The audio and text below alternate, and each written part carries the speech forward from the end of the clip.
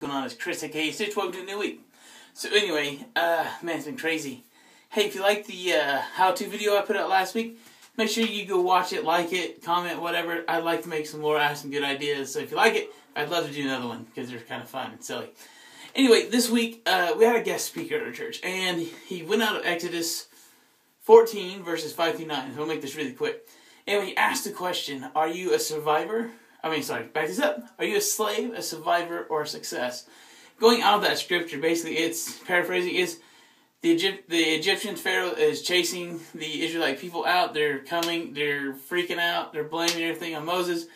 They're going toward the Red Sea here, and they're trapped, and they're freaking out. So anyway, I say that because one of the things that they cry out is you see the people crying out, we were much better off, basically, in Egypt. And so the thing is sometimes in our life, whether you're a Christian, and your life's changed, or maybe you're not, but you've had to deal with things like addictions or whatever in your life. It's hard to get away from some of that stuff and then change that stuff around. And so, it can be painful, some of these changes. And so we get to that point that I was just better off where I was, so I want to stay where I was. And so that's what we see a lot of people do, and they don't want to move on. So they'll stay there, and they become complacent and just okay with that, and they settle. And those are things that we shouldn't be doing. I don't care if you believe in Jesus or not. Never settle. I mean, there are greater things out there for us if we want them. Dream your dreams and go after them. But then we also got the survivors. And survivors are the ones who do make that escape to get out. But the thing is now they're just living their life day by day. They're just trying to make it through. And they're hoping to make it to the next day. And that's also, that's not, we're not called to just survive. We're called to live, live life, enjoy it.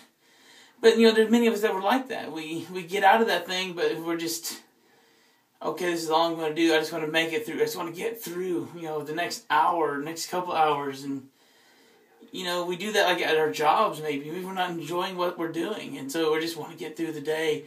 But we're not making any strides to stretch out and go do what we really want to do. Right? Now, success, we're not talking about just having big cars, lots of money, and fame and prestige. We're talking about getting to the point of living life and being free and understanding those freedoms. That's what God told Moses to tell people, go on, keep going forward, just don't stop, keep going. And even though they're scared and they're fearful, that's one thing about me, is I have God in my life and I have Jesus in my life, so I have nothing to be fearful of.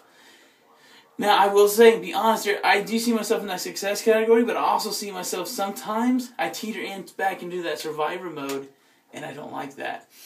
But I got a good relationship with my God. I got a good relationship with friends and family. That they talk to me, they pour into me to encourage me to keep going forward and to move on. And so, my question for you is, are there things that you're trying to get away from or have got away from? And where are you? Are you a slave? Are you a survivor? Or are you a success? As I said, my job is not prestigious. There's no big money in it. I don't drive a fancy car. I definitely don't live in a really nice big house or anything.